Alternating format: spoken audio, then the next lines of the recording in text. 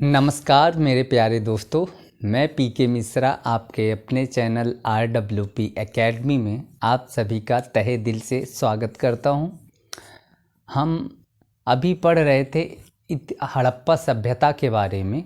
ठीक है, हड़प्पा सभ्यता के मैंने पूरा परिचय बताया है कि हमें किस के बाद क्या पढ़ना है। इस सब के बारे में हमने पहली वीडियो में आपको बाकायदा बता दिया है। ठीक है, इसके बाद हम पहुँचे थे हड़प्पा सभ्यता का सामाजिक जीवन पर। ठीक है, इससे जो पहले हमने पढ़ा था नगर नियोजन, उससे भी पहले जो हमने पढ़ा है हड़प्पा सभ्यता की तिथियां, उससे भी हमने पहले पढ़ा है उसका विस्तार, नामकरण, उत्पत्ति, विशेषताएं या फिर परिचय। ठीक है, हड़प्पा सभ्यता की इतनी चीज़ें हमने पढ़ लिए हैं। ठीक है, उसके बाद नगर नियोजन के बाद हमारा था हड़प्पा सभ्यता का सामाजिक जीवन। ठीक है, ये मैं बना रहा था वीडियो इससे पहले, तो मेरी वीडियो मुझे से डिलीट हो गई, तो फिर से बना रहा हूँ आप लोगों के लिए। ठीक है,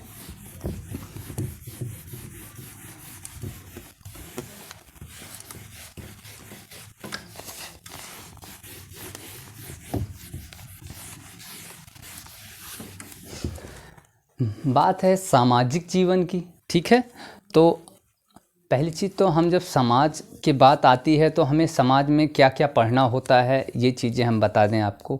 एक तो समाज में हमें वर्ण व्यवस्था का ज्ञान, उस समाज से हमें वर्ण व्यवस्था का भी पता चलता है, वर्ग व्यवस्था का भी पता चलता है। ठीक है, उसके बाद जाति का भी पता चलता है। फिर दास प्रथा, महिलाओं की स्थिति, रहन सहन, खान पान, आभूषण, वस्त्र, ठीक है, इत्यादि चीज़ें जो है हमें सामाजिक जीवन से पता चलती हैं। तो हमारा सैंधव सभ्यता का या फिर हड़प्पा सभ्यता का या फिर सिंधु घाटी सभ्यता का या फिर सिंधु सरस्वती नदी घाटी का सभ्यता का या फिर इसे मातृ प्रधान सभ्यता, अभी जब हम सामाजिक जीवन में जाएंगे तो महिलाओं की स्थिति आएगी तो उस टाइम मैं आपको बताऊंगा कि इसे मातृ प्रधान सभ्यता भी कहते हैं। क्यों कहते हैं उसके बारे में भी आपको बताया जाएगा। ठीक है, तो हम हड़प्पा सभ्यता का सामाजिक जीवन को कैसे हमें पढ़ना है ये चीज़ें हम जान लेते हैं। ठीक है, सबसे पहली चीज़ तो हम वर्ण व्यवस्था, इसमें वर्ण व्यवस्था थी कि नहीं थी। ठीक है,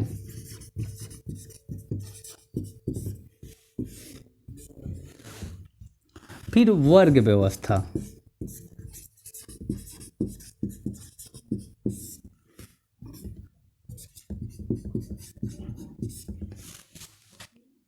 जाति व्यवस्था,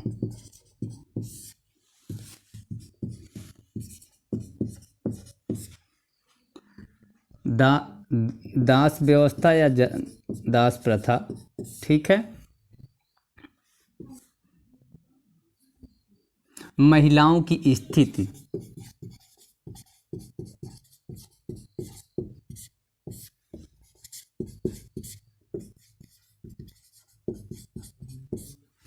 उसके बाद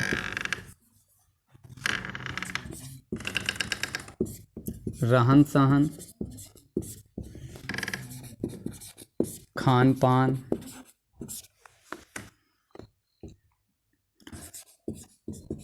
वस्त्र, आभूषण इत्यादि।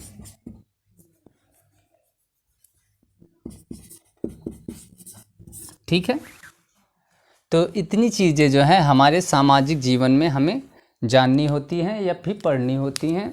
ठीक है, तो आप लोग इतना लिख लीजिए। इसमें लिखना चाहिए तो एक और लिख सकते हैं, मनोरंजन के साधन। ठीक है, मनोरंजन के साधन, फिर इत्यादि कर लीजिएगा। ठीक है, नंबर वाइज करना हो तो 1 2 3 4 5 और ये 6। ठीक है, अब आ जाते हैं वर्ण व्यवस्था पे। वर्ण कुछ इतिहासकार मानते हैं कि इसमें वर्ण व्यवस्था रही होगी, क्योंकि यहीं से पुरोहित की मूर्ति भी मिली है। ठीक है, इससे पता चलता है कि उस टाइम जो है ब्राह्मण तो थे। ठीक है, सैन्य बल भी था, तो कुछ लोगों ने माना कि भैया हाँ सैन्य बल है तो क्षत्रिय भी थे। ठीक है, व्यापारी जो हो वैश्य हो गए और जो श्रमिक थे वो क्या हो गए, शूद्र हो गए। ठीक है, तो लेकिन तब भी उसके बाद भी तथ्य जो है मिले नहीं, और जो इतिहासकारों ने इसका कुछ ज़्यादातर इतिहासकारों ने इसका खंडन किया और उन्होंने कहा नहीं भैया वहाँ पे वर्ण व्यवस्था थी नहीं, क्योंकि इसका कोई एक निश्चित नहीं पता चल रहा है कि यहाँ पे वर्ण व्यवस्था थी, तो उसमें वर्ण व्यवस्था नहीं थी। ठीक है, सबसे पहली चीज़ अगर आपसे पूछा जाए कि ये बताइए कि हड़प्पा सभ्यता में वर्ण व्यवस्था थी, तो आप साफ साफ कह दीजिएगा सर जी वहाँ पे वर्ण व्यवस्था नहीं थी। ठीक है, क्यों नहीं थी वो मैंने आपको बताया है कि इतिहासकार कहते हैं इसलिए। उसमें वर्ग व्यवस्था थी। वर्ग व्यवस्था क्या है, वर्ग व्यवस्था उसमें थी। क्यों थी, क्योंकि उसमें व्यापारी क्या है एक वर्ग है और श्रमिक भी क्या है एक वर्ग है। ठीक है, तो इसमें वर्ग व्यवस्था है। ठीक है, अगर पूछ लिया आपसे किसी ने कि ये बताइए वर्ग क्या है, तो आप लोग क्या बताएंगे, एक समान कार्य करने वाले जो लोग होते हैं उन्हें हम क्या कहते हैं, वर्ग कहते हैं। या एक ही प्रकार का काम करने वाले लोग जो होते हैं उन्हें हम क्या कहते हैं, वर्ग कहते हैं। जैसे शिक्षा जो देते हैं शिक्षक होते हैं। ठीक है, शिक्षक एक वर्ग है। छात्र हैं, छात्र भी एक वर्ग है, छात्र वर्ग। ठीक है, श्रमिक वर्ग, व्यापारिक वर्ग। ठीक है, जाति, उसमें जाति व्यवस्था नहीं थी। ठीक है, जब वर्ण नहीं रहेगा तो जाति भी नहीं रहेगा। ठीक है, तो ये दोनों चीज़ें नहीं हैं। कहाँ पे, हड़प्पा सभ्यता के सामाजिक जीवन में जाति व्यवस्था नहीं है और वर्ण व्यवस्था नहीं है। दास व्यवस्था, दास व्यवस्था के बारे में हम कुछ लिखेंगे। ठीक है,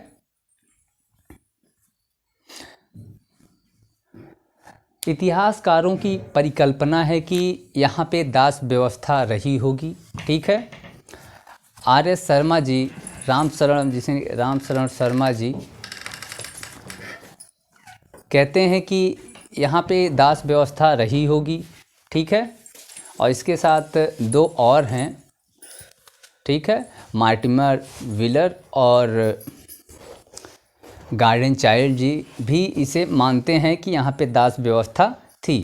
ठीक है, तो दास व्यवस्था के बारे में हमें कुछ लिखना है। उसके बाद फिर महिलाओं की स्थिति और रहन सहन, खान पान, वस्त्र, आभूषण, मनोरंजन के साधन इत्यादि से। ठीक है, सभी कुछ बताया जाएगा। तो हमें दास व्यवस्था से अपना स्टार्ट करना है। ठीक है, मिटाया जाए या एक बार आप लोग देख लीजिए इसे।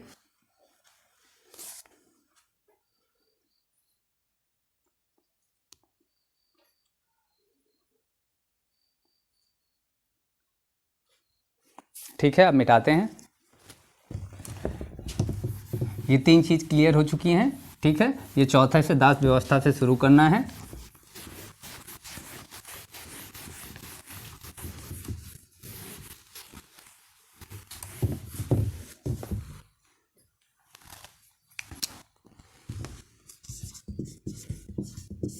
दास व्यवस्था। ठीक है,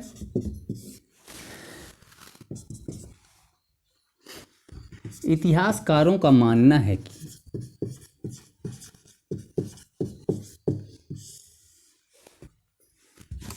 कि परिकल्पना है कि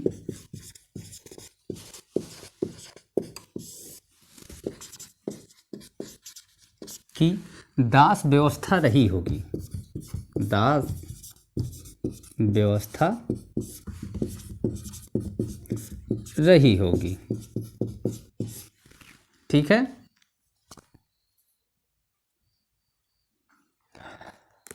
आर.एस. शर्मा जी, राम शरण शर्मा जी इसका संकेत देते हैं कि यहाँ पे जो है दास व्यवस्था रही होगी। ठीक है, तो लिख लीजिए आर.एस. शर्मा या फिर राम शरण शर्मा, राम शरण शर्मा या फिर इन्हीं को आर.एस. शर्मा भी लिख सकते हैं। सैंधव सभ्यता में सैंधव सभ्यता में दास व्यवस्था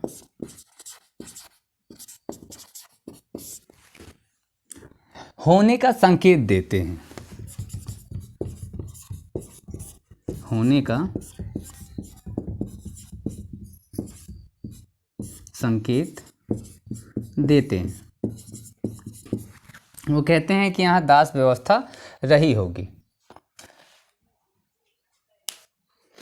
उनके अनुसार जो श्रमिकों का आवास मिला है, घर मिला है, ठीक है, उसी वो कहते हैं कि ये जो श्रमिक थे यही क्या थे, दास थे, ठीक है।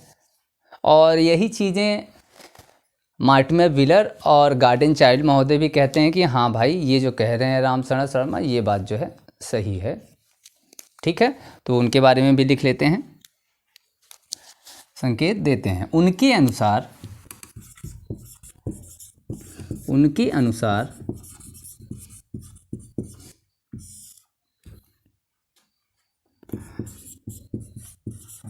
श्रमिकों के आवास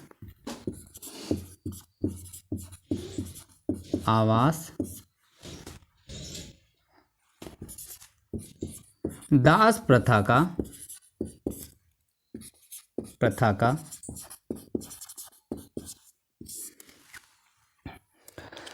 आधार हो सकता है, दास प्रथा का आधार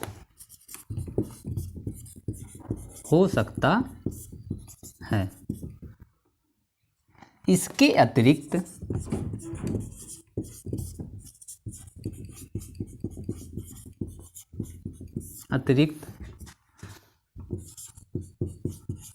मार्टिमर व्हीलर, अंडरलाइन कर लीजिएगा इसको, दोनों लोगों को। मार्टिमर व्हीलर मैंने तिथियों में भी इनका नाम लिया है, ठीक है, तो आप लोग याद रखिएगा, इनको भूलिएगा मत।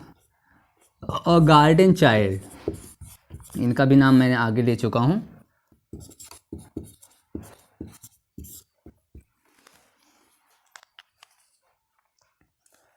दास प्रथा के अस्तित्व को स्वीकारते हैं, ठीक है। दास प्रथा के अस्तित्व मतलब होने का वो कहते हैं कि इसका भैया प्रमाणिक है, ठीक है। दास प्रथा के अस्तित्व को स्वीकारते हैं,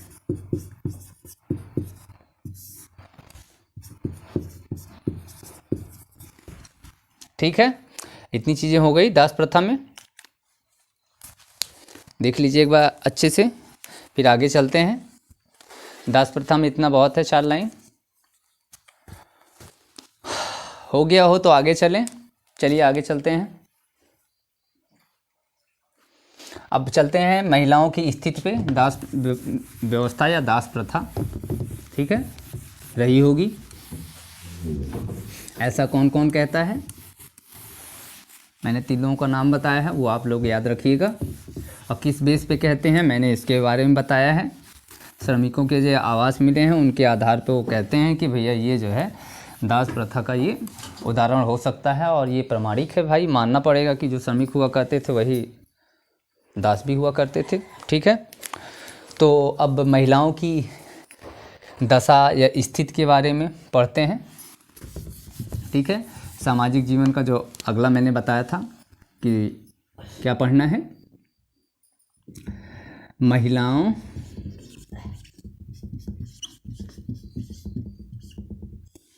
की सामाजिक स्थिति या महिलाओं की स्थिति, महिलाओं की दशा, ठीक है।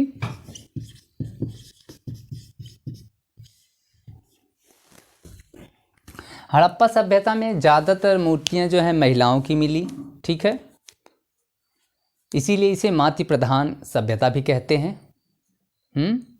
ठीक है, लिख लेते हैं, एक एक लाइन लिखते हैं, जो भी बताते जा रहे हैं उसे लिखाते चलते हैं भी हैं। अधिकांश मूर्तियां महिलाओं की मिली हैं। इस सभ्यता में सभ्यता में अधिकांश मूर्तियाँ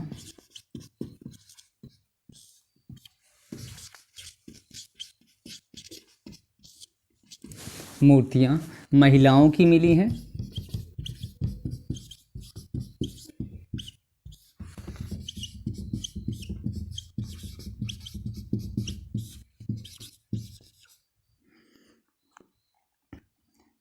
इसीलिए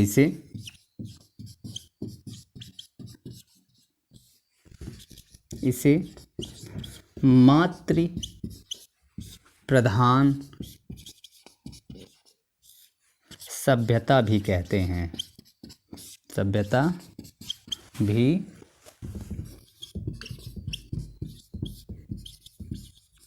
ठीक है। मैंने स्टार्टिंग में बताया था, पहले 3 चीज़ें बताई थी मैंने, ठीक है। 3 नामों से जाना जाता है।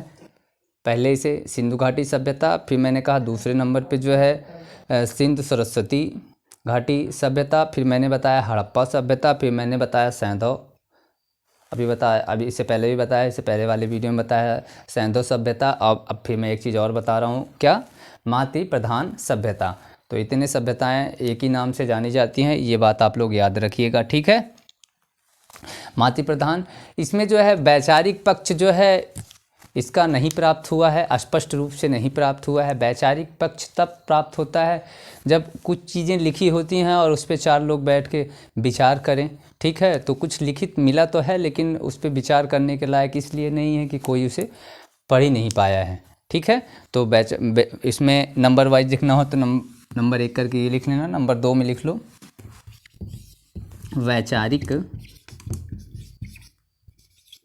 वैचारिक पक्ष स्पष्ट रूप से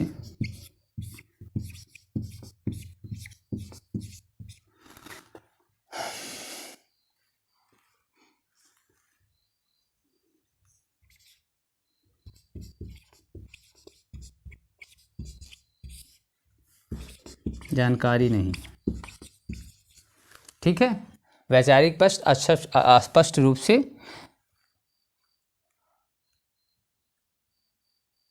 बैठ नहीं रहा है क्या? रूप छोड़ दो, ठीक है। वैचारिक पक्ष अस्पष्ट जानकारी नहीं है। वैचारिक पक्ष की हाँ अस्पष्ट, वैचारिक पक्ष की अस्पष्ट जानकारी नहीं है। यहाँ पे आप लिख सकते हैं अस्पष्ट जानकारी नहीं है, ठीक है। तो जब अब साहित्यिक नहीं मिला है तो फिर क्या मिला है, ठीक है? पुरातत्व, ठीक है। पुरातत्व में क्या, पुराने तत्वों में क्या मिला है, ठीक है? मूर्तियाँ मिली हैं, मोहरें मिली हैं, ठीक है।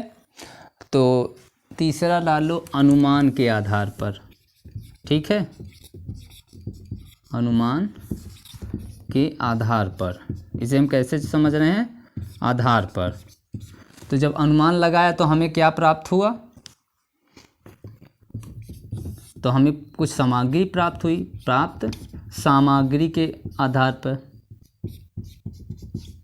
सामग्री के आधार पर जो है हम अनुमान लगाएंगे, ठीक है। तो हमने अनुमान लगाया तो हमें 2 चीज़ मिली। क्या मिली? एक तो मूर्तियाँ मिली, मूर्तियाँ। दूसरी क्या मिली? मोहरें, ठीक है। 2 चीज़ें मिली, इत्यादि भी लिख ले, ETC कर लेना, ठीक है। तो मूर्तियों से हम स्टार्ट करते हैं। प्राप्त मूर्तियों, मोहरों एवं इस पर बनाए गई अभिलेखों से ये पता चलता है कि ये जो है ज़्यादातर चित्र जो हैं महिलाओं के मिले हैं मूर्तियों पे। ज़्यादातर मूर्तियाँ जो हैं महिलाओं की ही मिली हैं इस सभ्यता में, ठीक है। तो इसके बाद लिखना भी है थोड़ा सा महिलाओं के बारे में, और तो पहले इतना देख लो फिर हम आगे लिखाते हैं। जल्दी करो, मिटा के फिर आगे चलते हैं।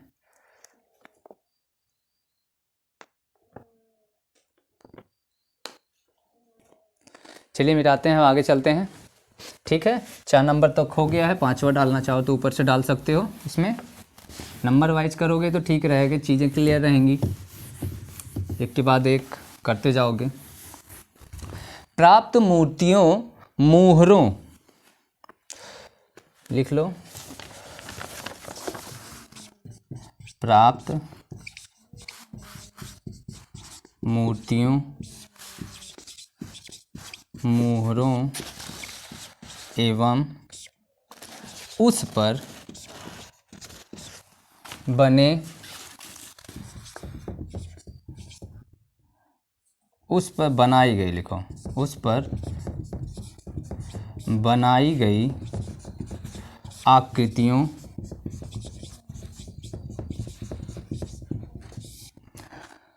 से महिलाओं की स्थिति का पता चलता है। महिलाओं की स्थिति का पता चलता है।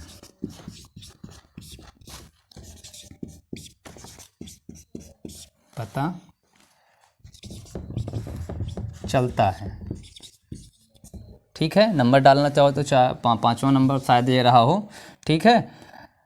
चलो छठवां भी लिख लो। नौसारों तथा मेहरगढ़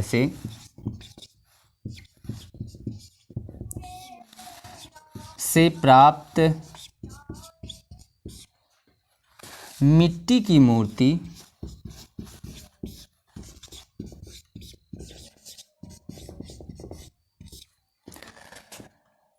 में लाल रंग का सिंदूर मिला है।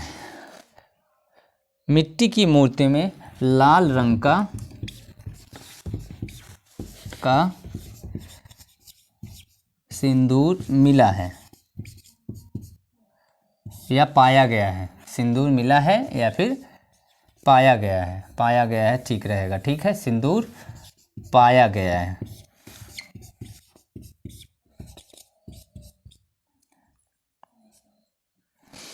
और कुछ स्थानों से युगल समाधान, ठीक है। युगल मीन्स जोड़ा, जो होता है लड़के लड़की का या महिला पुरुष का, एक 100 मिला है।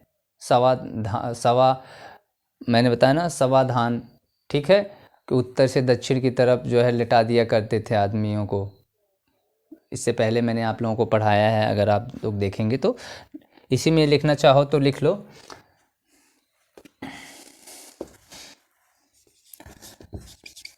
कुछ स्थानों या स्थलों से युगल समाधान, युगल समाधान पाए गए हैं।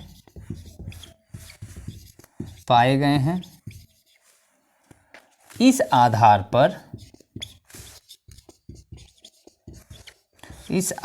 पर सती प्रथा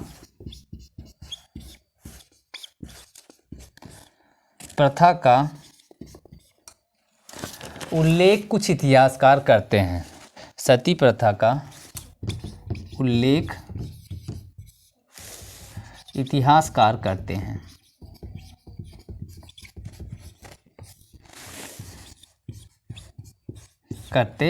हैं। मोहनजोदड़ो से प्राप्त नर्तकी की मूर्ति, मोहनजोदड़ो से प्राप्त नर्तकी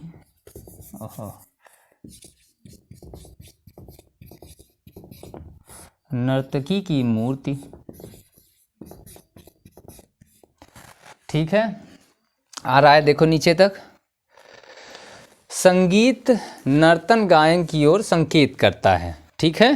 संगीत नर्तन गायन की ओर संकेत करता है। नहीं, अभी आ जाएगा नीचे। नर्तकी की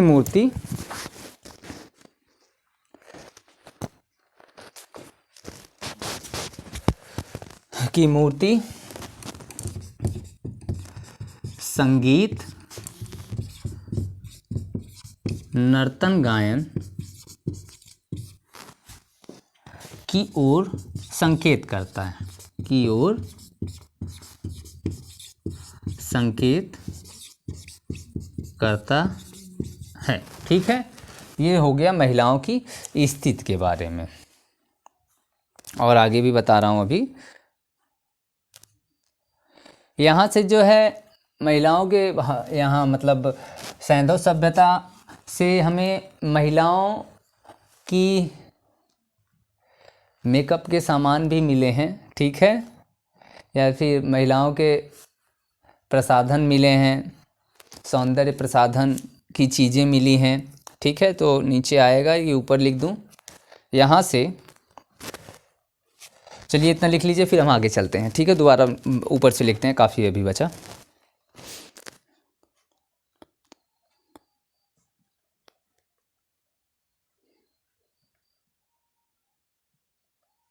ठीक है, मिटा रहे हैं, आगे चलते हैं। अब 6 नंबर तक हो गया, 7वें से स्टार्ट करते हैं।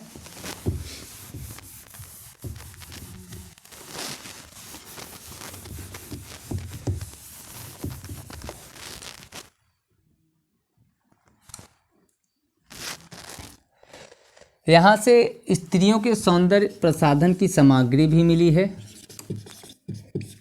यहाँ से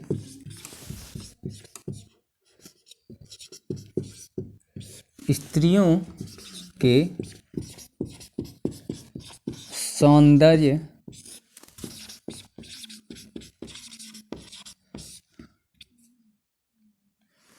प्रसाधन की सामग्री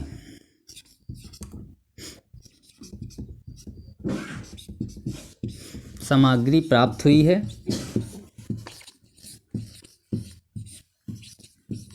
जैसे जैसे जैसे हड़प्पा से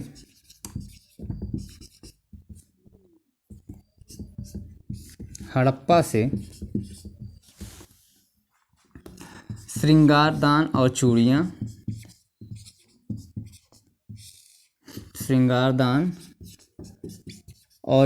प्राप्त हुई हैं। चूड़ियाँ प्राप्त हुई हैं। ठीक है, और नौसारों से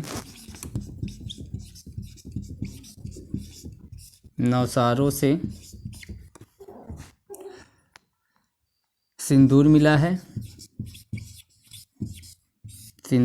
है। और चौदहों से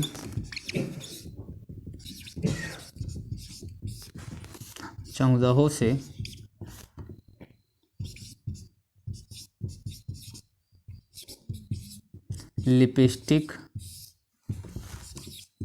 काजल, पाउडर, कंघी। ठीक है,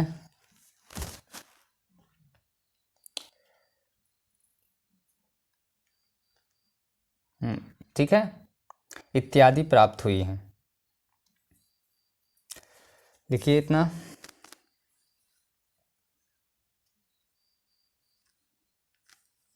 ठीक है,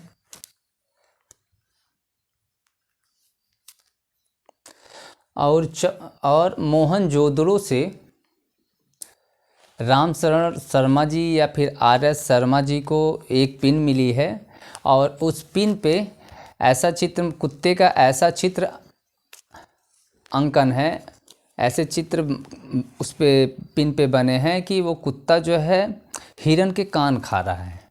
ठीक है, माधव स्वरूप वत्स जी को जो मिला है, हाँ माधव स्वरूप वत्स, सॉरी RS शर्मा जी को नहीं, माधव स्वरूप वत्स जी को। ठीक है, तो लिख लीजिए इसको भी। मोहनजोदड़ो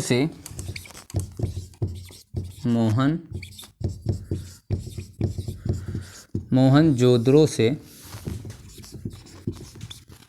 माधव स्वरूप वत्स जी को स्वरूप वत्स जी को तांबे की एक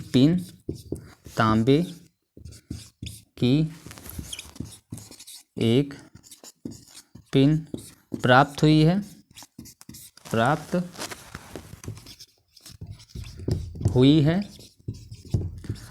और उस पर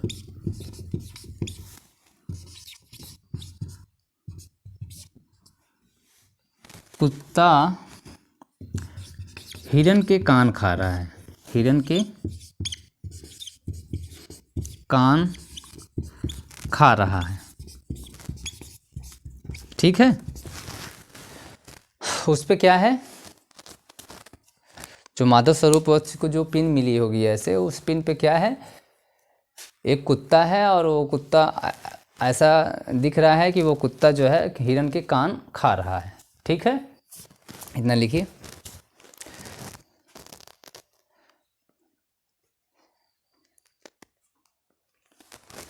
और नीचे आए तो एक आध लाइन और इसमें भी जोड़ दें, फिर बहुत है। हाँ, एक लाइन आ जाएगी अभी। ठीक है,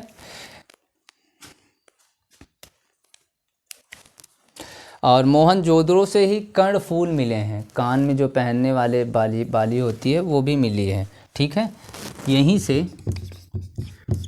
से कर्णफूल प्राप्त हुए हैं।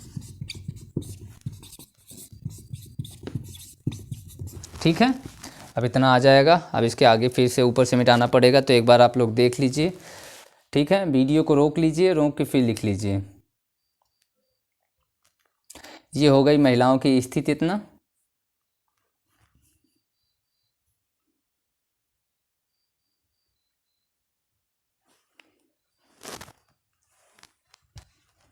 आगे चलते हैं। महिलाओं की स्थिति हो गई है, इतना बहुत है। ठीक है, अब आते हैं हम रहन सहन पे। ठीक है, यहाँ पे कैसे लोग रहते होंगे, मतलब किस तरह के होंगे, उसके बारे में भी जान लेते हैं। ठीक है, यहाँ के जो स्त्री और पुरुष हैं वो दोनों सेम एक ही तरह के कपड़े पहनते होंगे। ठीक है, और ज़्यादातर ऊनी कपड़े या रेशमी कपड़े ही पहने जाते होंगे, क्योंकि यही सबके साक्ष्य मिले हैं। ठीक है, तो लिखते हैं थोड़ा सा और।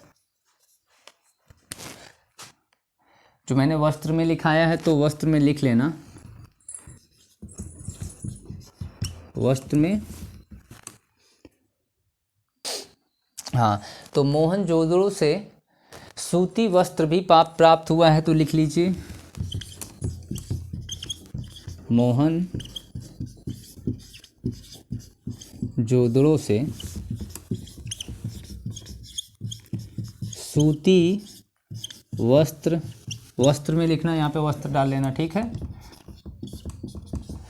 मोहनजोदड़ो से सूती वस्त्र प्राप्त हुए हैं।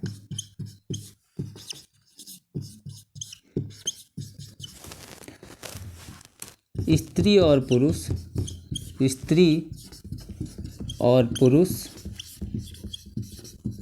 समान कपड़े पहनते होंगे।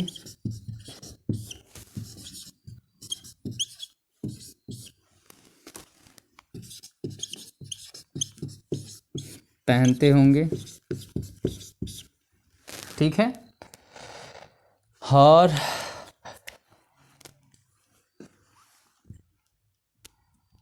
अनेक मोहरों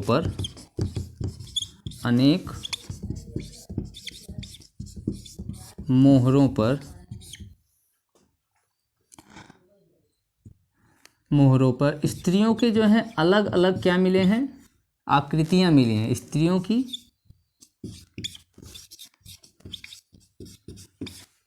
अलग अलग आकृतियां भी प्राप्त हुई हैं। इसे इसलिए जुड़वा दे रहा हूँ कि शायद उस टाइम ये छूट गया था। ठीक है, और खान पान भी देख लेते हैं। वर्गीय आधार पर जो है उनका रहन सहन होगा। रहन सहन में भी डाल लो थोड़ा सा,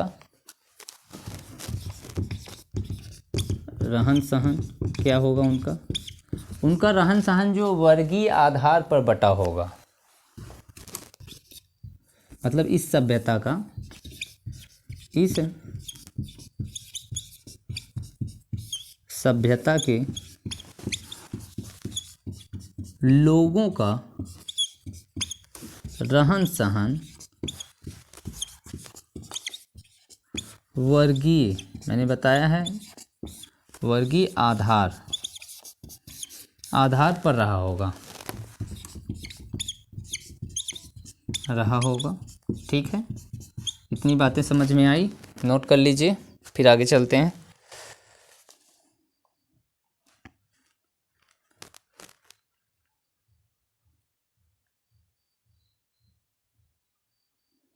और खान पान की जो चीज़ें, अब खान पान भी लिख लीजिए। वस्त्र हो गया, अब खान पान भी नीचे डाल दे रहे हैं। खान पान, ठीक है, खान पान में क्या रहा होगा, क्या था, जौ जो हमें मिला है, ठीक है, चावल भी प्राप्त हुआ है, और शहद, ठीक है, यहाँ से भेड़ भी पालते थे सब खाने के लिए, बकरी भी, मटर थी, तिल भी था, बाजरा था, आदि चीज़ों का सेवन करते थे, आदि चीज़ों का सेवन करते थे।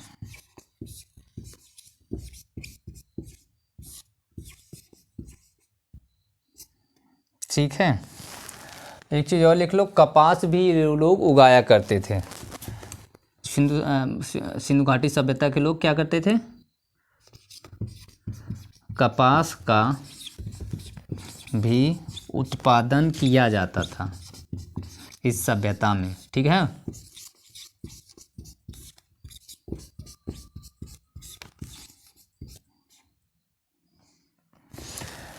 मनोरंजन के साधन, ठीक है, तो मनोरंजन के साधन में जैसे नौका खेना, नृत्य करते हुए देखा आप लोगों ने, तो मतलब ये मनोरंजन के लिए उसको भी करते थे।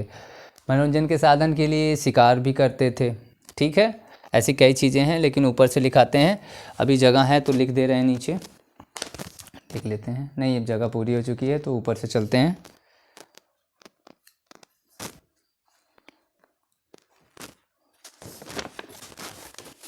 तो मिटाते हैं अब आगे।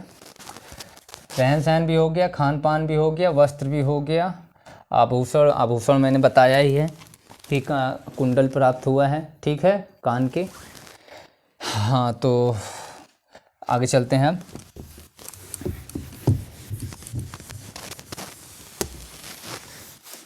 मनोरंजन के साधन लिख लो।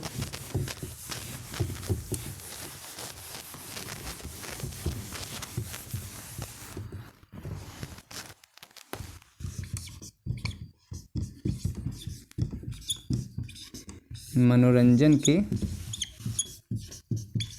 साधन, ठीक है, शिकार करना लिख लो,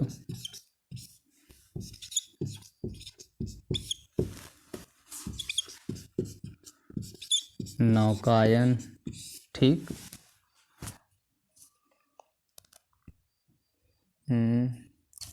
पासा भी खेलते थे ये सब, ठीक है, पशुओं की लड़ाई भी करवाते थे,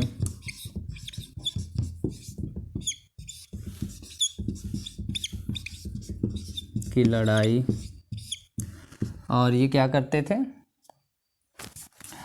नर्तन गायन भी करवाते थे।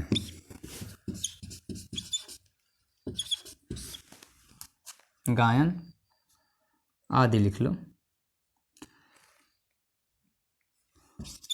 आदि मनोरंजन के साधन थे, मनोरंजन के साधन थे। ठीक है, इसे रख देते हैं, ख़त्म हो गई है। धौलावीरा से स्टेडियम भी प्राप्त हुआ है। ठीक है, वर्गाकार स्टेडियम प्राप्त हुआ है धौलावीरा से।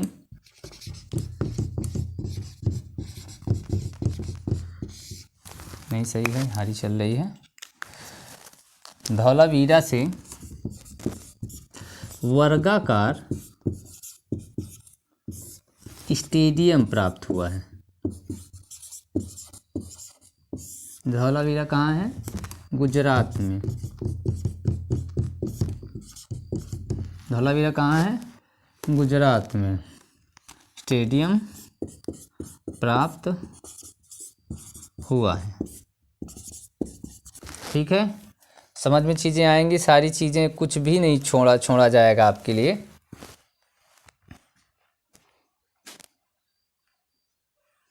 ठीक है, तो ये जान लीजिए कि जो हड़प्पा सभ्यता है या फिर सैंधव सभ्यता है, ये मातृ प्रधान सभ्यता है।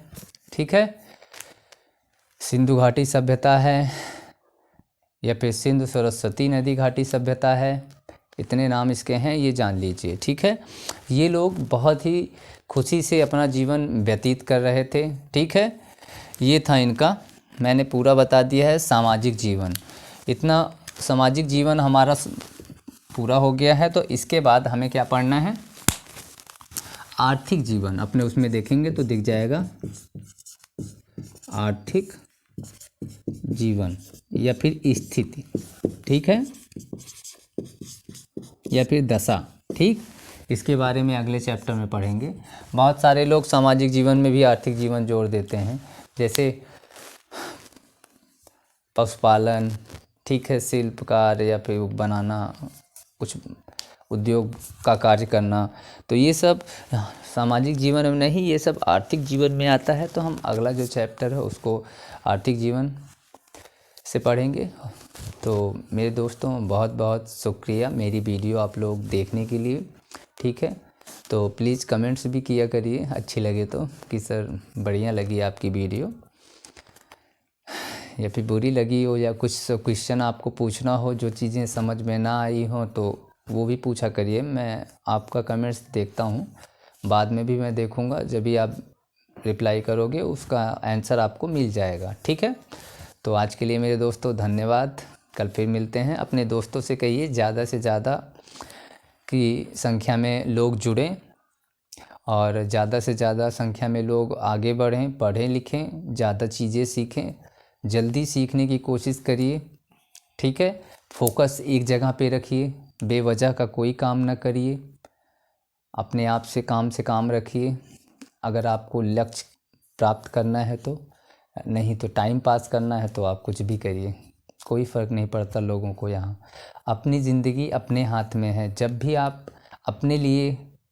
तक आप अपने लिए नहीं सोचेंगे ना, तब तक आप जीवन में कुछ कर ही नहीं पाएंगे, ये याद रखिए। आप अपने लिए सोचिए, सिर्फ अपने लिए कुछ साल सोचिए कि हमें अपने लिए कुछ बेहतर करना है, तब जाके आप उस ऊंचाइयों तक पहुंचोगे जहां आपको पहुंचना चाहिए। ठीक है, तो आज के लिए धन्यवाद। कल फिर मिलते हैं मेरे प्यारे दोस्तों।